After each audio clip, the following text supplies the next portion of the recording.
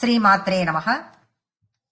पाण्डित्यम् परमेश्वरी स्तुतिविधौ नैवाश्रयन्ते गिरा वैरिञ्चान्यपि कुम्पनानि विगलत् गर्वाणि शर्वाणि ते स्तोतुम् त्वाम् परिफुल्लनीलनलिन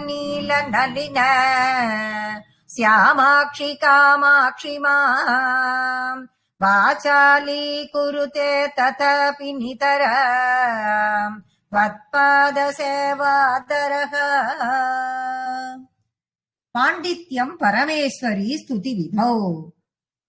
பரமேஸ்வரியை பற்றி ஸ்துதி பாடுவதில் பாண்டித்யம் கொண்ட அப்படின்னா என்ன அர்த்தம்னா ரொம்ப திறமைசாலியான, ரொம்ப அந்த வாக்கு சாதுரியம்னு சொல்லிட்டு சொல்றோம் இல்லையா, அதுதான் வாக்கு சாதுரியம். அதில் வார்த்தைகளை போட்டு அதை செயல்படுத்துவதில் திறமைசாலியான, இதுல பாண்டித்யம் உள்ளவா, ரொம்ப பாண்டித்யம் உள்ளவர்கள் அப்படிங்கிற வார்த்தையே ஒரு பேச்சு வழக்குத்தான். அந்த பாண்டித்யம் கொண்டது யார்? நைவாசிரயந்தே கிராம் வைரிஞ்சியான் அபி. வைரிஞ்சியான் அபி அப்படின்னாக்க யாரு? விரிஞ்சி அப்படின்னு அர்த்தம். விரிஞ்சி அப்படின்னா பிரம்மாவுக்கு பேர். பாண்டித்யம் உள்ளவர் யார்? அம்பாளை பத்தி ஸ்துதி பாடுவதில் பாண்டித்யம் கொண்டவர் யாருனாக்க பிரம்மா. அப்பேற்பட்ட பிரம்மா உல்பனானி விகல கர்வாணி சர்வாணி தே. அப்படி அவருக்கு பாண்டித்யம் பண்றதுல, அம்பாளை பத்தி நான் ஸ்துதி பண்றதுல, சோஸ்திரம் சொல்றதுல, அவளை பத்தி ஒரு திறமைசாலியாக செய்வதில் நான் தான் உயர்ந்தவன் என்ற கர்வம் கொண்டவர் பிரம்மா அப்படின்னே சொல்லப்படுகிறது. அப்பேற்பட்ட கர்வத்தை கர்வாணி சர்வாணி தே, அந்த கர்வமாகப்பட்டது செயல் இழக்கிறது. அந்த கர்வம், அந்த செருக்கு, கர்வம் செருக்கு அப்படின்லாம் சொல்லுவோம் நம்ம. அவனுடைய அந்த கர்வம், பிரம்மாவினுடைய அந்த கர்வமே அழிந்து போகிறது. எப்போ அந்த கர்வம் அழிந்து போகிறது? எங்க? அம்பாள் மேல ஸ்துதி பாடுறதுல தான் திறமைசாலி, தன்னை விட மேலானவர்கள் யாரும் இல்லை என்னும் கர்வம் பிரம்மாவிற்கு. அப்பேற்பட்ட அந்த கர்வமானதே வாக்சாதுரியத்தில் தான் சிறந்தவன், தான் திறமையானவன் என்ற அந்த கர்வமானது அழிந்து போகிறது. எப்போ அப்படின்னு பார்த்தால், யார்கிட்ட அப்படின்னு பார்த்தால், ஸ்தோத்தும் துவாம் பரிபுல்ல நீல நளின சியாமாட்சி காமாட்சி மாம். நீல நளின சியாமாட்சி, நீலோத்பலம் போன்ற நளினமான சியாமாட்சி காமாட்சி, கண்களை கொண்ட காமாட்சி தாயே, ஸ்தோத்தும் துவாம், உன்னை ஸ்தோத்திரம் செய்யும் பொழுது,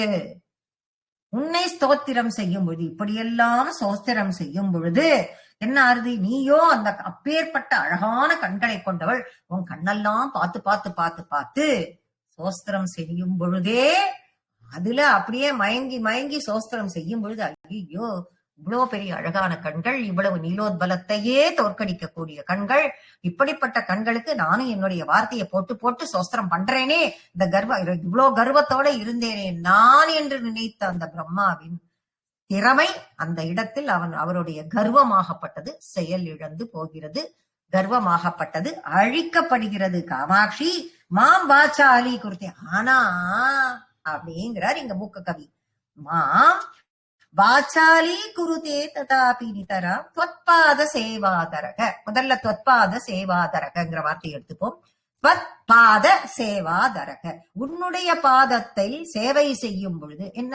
அவருக்கு அவளுடைய பாதத்திற்கு சேவை செய்து, பூஜை செய்து, ஸ்தோத்திரம் படித்து நமஸ்கரிக்கும் பொழுது, அப்படி நான் உன்னை செய்யும் பொழுது, மூக்ககவி சொல்றார், அப்படியெல்லாம் திறமைசாலியான கர்வத்தில் உயர்ந்த அந்த பிரம்மாவினுடைய கர்வம் அழிக்கப்படுகிறது உன்னை ஸ்தோத்திரம் பண்ணும் பொழுது. ஆனால் நான் உன்னுடைய பாதத்தை குடிச்சுட்டு உன் பாதத்துக்கு ஸ்தோத்திரம் பண்ணி உன் பாதத்தையே நமஸ்கரித்து அதை பூஜை பண்ணும் பொழுது, மாம் வாச்சாலி குருதே, அம்மா நான் வாயாடி ஆக்கிடுத்தது, அதுல இன்னும் பண்ணணும், உனக்கு இன்னும் ஸ்தோத்திரம் சொல்லணும், இன்னும் சோஸ்திரம் சொல்லணும் அப்படிங்கிற என்னை வாயாடி, வாச்சாலி, வாச்சாலகன் அப்படிங்கிற வார்த்தையும் அடிக்கடி நம்ம பழக்கத்துல உள்ளது. நம்ம சொல்லுவோம், பேசி இருப்போம். எல்லாருமே கிட்டத்தட்ட மிடில் ஏஜ்ல இருக்கிறவா, மிடில் ஏஜ் கிராஸ் பண்ணவா நிறைய பேர் இருக்கீங்க. அதனால எல்லாருக்குமே இந்த வார்த்தை பழக்கமான ஒரு வார்த்தை. வாச்சாலகன் அப்படின்னு சொல்லிட்டு சொல்லப்படுகிறது. சொல்லுவோம், நாமளே பேசுவோம். வாச்சாலி குருதே அப்படின்னா என்ன? வாயாடியா இருக்கிறது. உன்னுடைய பாதத்திற்கு சேவை செய்ய செய்ய உன்னுடைய பாதத்திலிருந்து உன்னுடைய அங்கங்களை நான் பார்த்து கொண்டே வர வர ஸ்தோத்திரம் படிக்க படிக்க படிக்க என்னுடைய ஆர்வமாகப்பட்டது உன்னை ஸ்துதி செய்து கொண்டே இருக்க வேண்டும் என்று என்னை வாயாடியாக்குகிறது. அப்பேற்பட்ட உனக்கு நமஸ்காரம் அப்படின்னு சொல்லி ஃபர்ஸ்ட் ஸ்லோகத்தை கம்ப்ளீட் பண்றார். தாபிஞ்சஸ்தவகத்விஷேதனுபிருதாம் தாரித்ரமுத்ராத்விஷே சம்சாராக்கியதமோ முஷே புரரிபோகோ வாமாங்கசீமாஜுஷே கம்பாதீரமுபேயுஷே கவயதா ஜிஹ்வாகுடீம் ஜக்முஷே விஸ்வத்ராணபுஷே நமோஸ்து சததம் தஸ்மை பரஜ்யோதிஷே. தேவியை தாபிஞ்ச ஸ்தபக விஷே தனுபிருதாம். தனுன தளிர். எதோட தளிர் அப்படின்னா மரத்தில். எந்த மரம்? தமால மரம். அதுதான் இருக்கக்கூடிய ரொம்ப ரொம்ப ரொம்ப சாஃப்டா இருக்கும் அப்படின்னு சொல்லப்படுறது. அந்த மரத்தினுடைய தளிர். அந்த தளிரெல்லாம் விட்டுட்டு வரும் பொழுது அது குட்டி குட்டியா சின்ன சின்ன பூ பூக்கிறது. அந்த பூவில் உள்ள கலர், அம்பாளையே நம்ம எப்பயும் சிவந்த நிறமாகவே பாவிப்போம். சிவந்த நிறத்தவள், அப்புறம் சில இடங்கள்ல பச்சை நிறத்தவள் அப்படின்லாம் சொல்லுவோம். அப்படி இருக்கிற அந்த அம்பாள் அந்த தமால மரத்தில் உள்ள அப்படியே குட்டி குட்டியா தளிர்கள்லாம் இந்த பக்கம் அப்படியே சின்ன சின்ன மொட்டுக்களா பூங்கொத்துக்களா அது பூக்கும் பொழுது அது எப்படி இருக்கும் அப்படின்னு பார்த்தா அப்படி அது ஒரு விதமான சிகப்பு கலர். அந்த ரெட்டு எப்படி ஆறுதுன்னா அப்படியே கார்த்தால சூரியன் எழுந்திருக்கும் போது அந்த சூரிய ஒளியில அப்படியே கிளிட்டர் ஆகுது. அப்படிப்பட்ட ஒரு தேகம், அவளுடைய தேகமானது அப்படி இருக்கு. அவ்வளவு கிளிட்டர் ஆகுது அப்படின்னு சொல்றாருங்க. அப்படிப்பட்ட கிளிட்டர் ஆக கூடிய அவளுடைய உடம்பு, அவளுடைய தேக காந்தி. அதை ஸ்தோத்திரம் செய்யும் அடியவர்களுக்கு, அப்படி ஸ்தோத்திரம் செய்யக்கூடிய அடியவர்களுக்கு தாரித்ய முத்ராத்விஷே, அவர்களினுடைய தாரித்ரம் அப்படின்னா ஏழ்மை, தரித்திர நிலையில் உள்ளவன் அப்படின்னா ஏழ்மையில் வாடுபவன். அவனுடைய ஏழ்மை நீங்குகிறது. அவன்கிட்ட இருக்கிற ஏழ்மை அவனை விட்டு விலகுகிறது. அதோட இல்லாம சம்சாராக்கிய தமோமுஷே, சம்சாரம் அப்படிங்கிற இந்த சம்சார கடல், அஞ்ஞானத்துல நம்ம எல்லாம் உட்கார்ந்துட்டு இருக்கவே, இந்த அஞ்ஞானம், இந்த தமோகுணம் நிறைந்த இந்த சம்சாரம் என்னும், தமோகுணம்னாலே உங்களுக்கு என்ன? சோம்பேறித்தனம், இருட்டு. அஞ்ஞானம்னாலும் இருட்டு. அஞ்ஞானம் என்னும் இருளை நீக்கி, அஞ்ஞானம்ங்கிற இருளை நீக்கி ஒளியை கொடுக்கிறது. அம்பாளை ஸ்துதி செய்யும் பொழுது, காமாட்சி உன்னை ஸ்துதி செய்யும் பொழுது ஒரு மனிதனினுடைய தரித்திர நிலை நீங்குகிறது. அதற்கப்புறம் அஞ்ஞானம் என்னும் இருட்டு அவனை விட்டு அகலுகிறது. புரரிபோகோ வாமாங்க சீமாஜுஷே. புரரிபோகோ யாரவர்? திரிபுரத்தை எரித்தவர். யாரவர்? பரமசிவன் எல்லாரும் தெரியும். வாமாங்க சீமாஜுஷே, பரமசிவனின் வாமாங்க பாகம். வாமபாகம் அப்படின்னா என்ன? நம்ம முன்னாடியிலே சொல்லிட்டு வரும் இடது பாகம். இடது தொடையில் அமர்ந்திருக்க கூடியவள் காமாட்சி அப்படின்னு நம்ம முன்னாடியே சொல்லியிருக்கோம். பரமசிவனின் திரிபுரத்தை எரித்த பரமசிவனின் இடது தொடையில் அமர்ந்திருக்க கூடியவளானவள் எங்க இருக்கா? அவளுடைய இருப்பிடம், அவளுடைய வாசஸ்தலம் எது அப்படின்னா கம்பாதீரமுபே யுஷே கவயதாம் ஜிஹ்வா குடீம் ஜக்முஷே. கம்பா தீரத்தில், கம்பா நதிக்கரையில் இருக்கக்கூடிய ஜிஹ்வா குடீம், எங்க? காஞ்சிபுரம் என்னும் இடத்தில் அவளுடைய குட்டில், அழகிய குட்டில் வாசஸ்தலம். அந்த வாசஸ்தலத்தில் அந்தையே தன்னுடைய இருப்பிடமாக கொண்டவளாக அவள் அமர்ந்திருக்கிறாள். அதோடு மட்டுமா இருக்காவோ? விஸ்வத்ராண புஷே நமோஸ்து சததம். விஸ்வத்ராண, இந்த உலகத்தையே காப்பாற்றுபவளாக, அந்த கம்பா தீரத்தில் உள்ள காஞ்சிபுரத்தையே தன்னுடைய வாசஸ்தலமாக கொண்ட காமாட்சி, நீ இந்த உலகத்தையே காப்பாற்றுபவளாக, உலகம் முழுவதையுமே காப்பாற்றும் தன்மை கொண்டவளாக, பரஞ்சோதிஷே, பரஜோதிஷே, பரஜோதி பொருளாக, பரஞ்சோதி பொருளாக ஸ்ரீ காமாட்சி தேவியாக நீ அங்கே இருக்கிறாய், அமர்ந்திருக்க. உன்னை ஸ்தோத்திரம் செய்கிறேன். என்னுடைய ஸ்தோத்திரங்கள் அத்தனையுமே உன்னை சேரட்டும் அப்படின்னு சொல்லி அவளை நமஸ்கரித்து ஸ்தோத்திரத்தை படிப்பதற்கு ஆரம்பிக்கிறார். ஒண்ணு ஒன்னா சொல்லி சொல்லி அவர் ஸ்துதி பண்ணிட்டு இருக்கார் மூக்க கவி.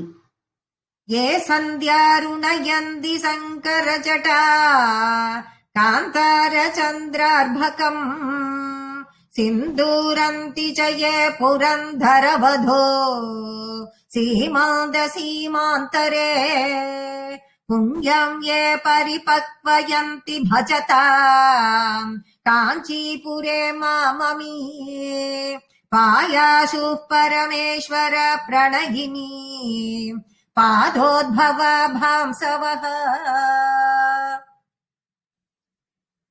ஏ சந்தியாருண சங்கர ஜடா. சந்தியா அருண அத அப்படி பிரிக்கணும். சந்தியா காலத்தில் சூரியனானவன் சன்செட் அப்படின்னு சொல்றோமா, அந்த சூரியன் மறையும் நேரம். அப்ப அருண அருணயந்தி அப்படின்னா அருணன் அப்படின்னா என்ன, ரெட் கலர், அந்த சிகப்பு கலர். அந்த சந்தியா காலத்து சிகப்பு கலர் அப்படின்னா சூரியன் மறையும் நேரத்தில் இருக்கக்கூடிய அந்த சிகப்பு கலர், அது அப்படியே இருக்கட்டும். சங்கர ஜடா, சங்கரனின் தலைமுடி, சங்கரனி ஜடாமுடி. சங்கர ஜடா காந்தார சந்திரார்பகம். அப்ப சந்திரார்பகம்னா ஜடாமுடியில் உள்ள சந்திரன். அவருடைய ஜடாமுடியில் உள்ள சந்திரன் சாயந்தரத்தில் இருக்கக்கூடிய அருணனை போல அதுல ஒளி வீசுறது. சந்திரனோ தலை மேல இருக்கு, ஜடாமுடி மேல இருக்கு, அது எப்படி ஒளி வீசுறது அப்படின்னு கேட்டால் காந்தார சந்திரார்பகம், அது ஒளி வீசுறது.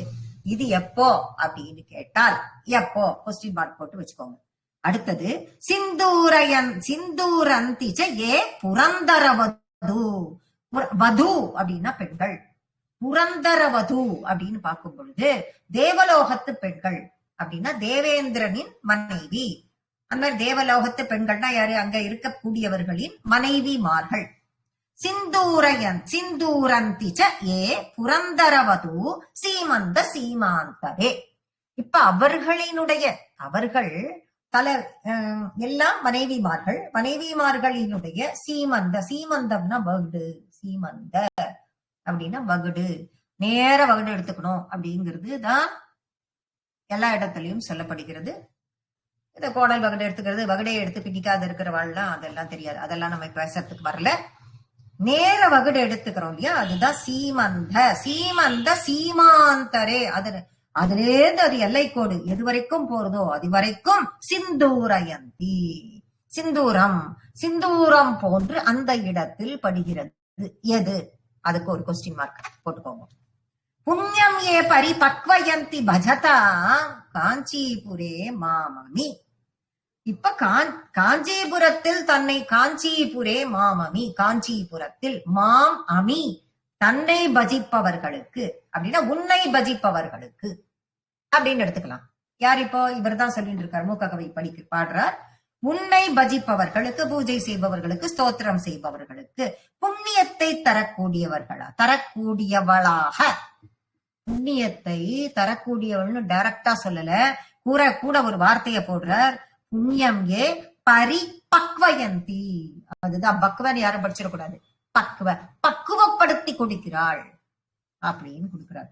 அப்படின்னா புண்ணியத்தை கொடுக்கிறா அப்படின்னு சொன்னா போறாதா, ஏன் புண்ணியத்தை பக்குவப்படுத்தி கொடுக்கிறா அப்படின்னு சொல்லணும். அது என்ன புண்ணியத்தையே பக்குவப்படுத்துறது அப்படின்னு அதுக்கு ஒரு கொஸ்டின் மார்க் போட்டோம்னா, புண்ணியத்தை பக்குவப்படுத்துதல் அப்படின்னா என்ன அர்த்தம் அப்படின்னா, நாம பண்றதுக்கான நமக்குன்னு உள்ள கிடைக்கக்கூடிய எந்த பார்ட் எத்தனை பர்சன்ட் அப்படின்னு வச்சுக்கோமா புரியறதுக்கு, இந்த அளவுக்கு புண்ணியம், இவ்வளவு பெர்சன்டேஜ் புண்ணியம் நம்ம செய்யற காரியத்துக்கு நமக்கு கிடைக்கிறது அப்படின்னா புண்ணியத்தை மட்டும் அந்த அளவு பர்சன்டேஜா அவ கொடுத்துட்டு விட்டுடுறா அப்படின்னு கிடையாது. ஒரு இன்னைக்கு அதாவது இப்ப இது வரைக்கும் நான் செஞ்சதுக்கு எனக்கு ஒரு 20% தான் புண்ணியம் அப்படின்னா, அந்த 20% புண்ணியத்தை அவ கொடுத்திருக்கா அப்படின்னா அதை பக்குவப்படுத்தி கொடுக்கறான்ற ஒரு வார்த்தையை இங்க மூக்க கவி போடுறார். அப்படின்னா அந்த 20% இன்னும் கொஞ்சம் பக்குவப்படுத்தி இன்னும் கொஞ்சமா அதை டெவலப் பண்ணி நான் எப்படி ஒரு 30%, 40%, 50%க்கு நான் கொண்டு போகணும் அப்படிங்கறதுக்காக அவள் என்னை அந்த பாதையில் பக்குவப்படுத்துகிறாள் அப்படிங்கிற அர்த்தத்தினால் அது அர்த்தத்தை அது கொடுக்கிறது. அதனாலதான் அவர் அப்பேற்பட்ட அற்புதமான வார்த்தையை போட்டிருக்காரு அந்த இடத்துல. புண்ணியம் ஏ பரிபக்வயந்தி, நான் இது வரைக்கும் எனக்கு கிடைச்சது 15%, 20%ல தான் நான் இருக்கேன் அப்படின்னா, ஐயோ அந்த குழந்தை இவ்வளவு தூரம் பண்றது, அதை இன்னும் கொஞ்சம் சேனலைஸ் பண்ணி நம்ம கொண்டு போனோம்னா இதோட பெர்சன்டேஜை இன்னும் கொஞ்சம் நாம இன்க்ரீஸ் பண்றதுக்கு வாய்ப்பு இருக்கும். அவளுக்குரிய அந்த வைராக்கியத்தை டெவலப் பண்றதுக்கு இது வாய்ப்பு இருக்கும்னு அம்மா ஒரு குழந்தைக்கு பண்றா அப்படின்னா, அந்த அம்மா எப்படி பண்றா அப்படின்னா, கொஞ்சம் கொஞ்சமா அவளுக்கு மோட்டிவேட் பண்ணி, அவளை என்கரேஜ் பண்ணி, அந்த பாதையில் அவளை பக்குவப்படுத்தி, இதுதான் உனக்கு சரியான பாதை அப்படின்னு சொல்லி, போன ஸ்லோகத்துல எல்லாம் நம்ம சொன்னோம் இல்லையோ, அஞ்ஞானம்ங்கிற இருளை அவ நமக்கு போக்குறா. ஜீவர்களினுடைய வாழ்க்கையில் தரித்திர நிலைன்னா சாப்பாட்டுக்கே கஷ்டப்படுறவா தரித்திரம், துணி இல்லாதவா தரித்திரம் அப்படிங்கிற அர்த்தமா? அப்படின்னு கிடையாது. அம்பாளை புடிச்சுக்க தெரியாதவா தான் தரித்திரதாரிகள். அம்பாளை போய் எப்படி புடிச்சுக்கணும், எப்படி அவகிட்ட போகணும்ன்ற வழியே தெரியாத இருக்கிறவாதான் ஏழை. அவளினுடைய அந்த ஏழ்மை நிலையை நீக்குபவளாக அததான் அந்த பக்குவத்தை கொண்டு வருகிறாள். அந்த ஏழ்மை நிலையை நீக்குகிறாள், அந்த பக்குவத்தை கொண்டு வரா. அஞ்ஞானம்ங்கிற இருளை நீக்கிறா, அந்த பக்குவத்தை கொண்டு வரா. கொஞ்சம் கொஞ்சமா டெவலப் பண்ணி அந்த பக்குவ நிலைக்கு கொண்டு வரா. எப்போ பாயாசு பரமேஸ்வர பிரணயினி, அம்மா பரமேஸ்வரனுக்கு பிரியமானவளே காமாட்சி, அவனுக்கு பரமானந்தத்தை அளிப்பவளே அம்மா, நீ எப்போ அப்படின்னா உன்னுடைய பாதார விந்தத்துல உன்னை நமஸ்கரிக்கும் பொழுது, உன்னுடைய பாதத்துல இருக்கிற அந்த தூசி இருக்கு பாத்தியா, அந்த தூசி என் மீது படும் பொழுது நான் பக்குவப்பட்டு உன்னுடைய பாத தூசி என் மீது படும் பொழுது இந்த விதத்தில் எல்லாம் மேன்மை அடைவதற்கு நீ வழிவகுத்து கொடுக்கிறாய்னு சொல்லி மூக்க கவி ரொம்ப அற்புதமா இந்த ஸ்லோகத்தை கொடுத்திருக்கார். முதல் லைன்ல கொடுக்கக்கூடிய அந்த இதுக்கு கொஸ்டின் மார்க் நம்ம போட்டோம் எப்போன்னு சொல்லிட்டு, அவருடைய ஜடாமுடியில இருக்கக்கூடிய அந்த நிலா எப்ப அந்த அருணன் கலருக்கு வருது அப்படின்னா, ஒரு முறை நாமளே பாதார விந்தத்துல படிச்சோம், அதுக்கு முன்னாடி ஸ்ரீபாத சப்ததியில படிக்கும் பொழுது அவளுடைய பாதத்தை தூக்கி தன்னுடைய மடியில் வைத்துக் கொண்டார் பரமசிவன் குனிஞ்சுன்னு நாம சொல்லி இருக்கோம். அப்ப அந்த பாதத்தில் இருக்கக்கூடிய அந்த தாமரை போன்ற அந்த கலர் அவருடைய ஜடாமுடியில் உள்ள அந்த சந்திரனில் பட்டு பிரதிபலித்தது அப்படின்னு நம்ம அப்பவே படிச்சிருக்கோம். அப்போ அவளுடைய பாதத்தை எடுத்து தன்னுடைய மடி மீது வைத்துக் கொள்ளும் பொழுது அவருக்கு அந்த மாதிரி ஆச்சு. தேவலோகத்தினுடைய பெண்கள் தினமும் காத்தால் எழுந்திருக்கிறார் எல்லாம் அம்பாளுக்கு நமஸ்கரித்து விட்டு தன்னுடைய வேலையை தொடங்குவார்கள். தன்னுடைய தாய்க்கு நமஸ்கரித்து விட்டு அவர்கள் எல்லோரும் செல்லும் பொழுது தேவலோகத்தில் உள்ள பெண்களினுடைய சிந்தூரம், சீமந்தம் தலைவகுடுன்னு சொன்னோம்.